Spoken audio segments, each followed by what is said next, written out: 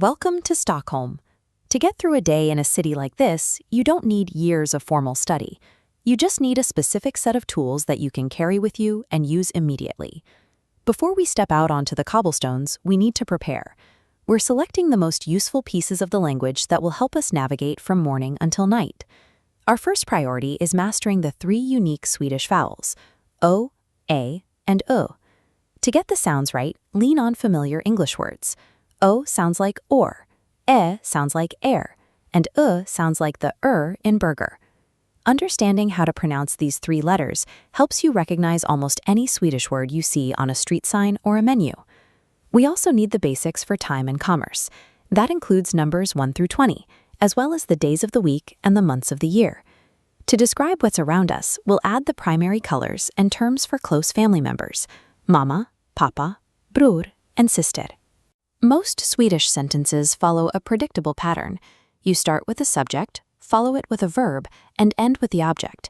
You simply drop common verbs into that middle slot, like for is, har for has, gör for does, or goes for goes. Now that we have these essentials gathered, we're ready to head into the city. With these core patterns in mind, we can begin to observe how a local person moves through a typical day. We'll follow a resident named Ravi. He introduces himself by saying, "Hey, jag heter Ravi." In English, that's, "Hi, my name is Ravi." To an English speaker, these words look different than they sound. Jag is pronounced ja, and hey is pronounced hey. Ravi starts his morning with coffee and a sandwich. He says, "Jag äter en smörgås." The verb äter means eats, and smörgås is the word for sandwich. Because we know the subject-verb-object pattern, identifying the specific words for his breakfast becomes much simpler. Next, Ravi walks down to the bus stop and greets the driver. He uses the phrases we've gathered to navigate his commute on his way to work. At lunch, he eats a meal that many people associate with Sweden: meatballs. The Swedish word for meatballs is köttbullar. Here's a helpful rule.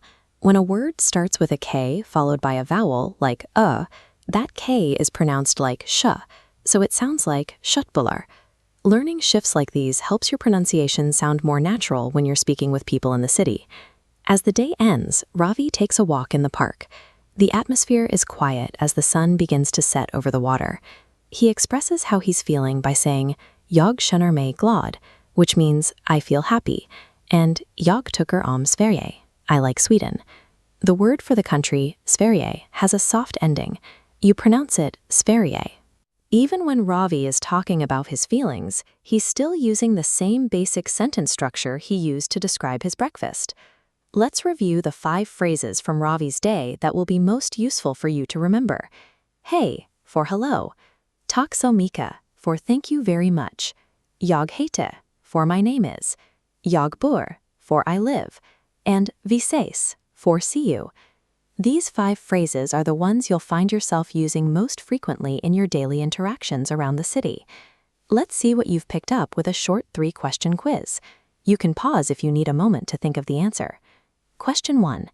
How do you say thank you very much in Swedish? It's tack så mycket.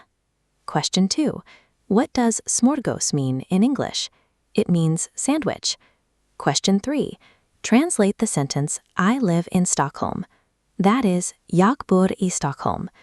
If you want to build your confidence, try reading Ravi's story out loud a few times to get used to the rhythm of these sentences.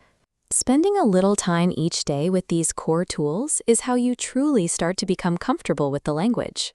Vi ses!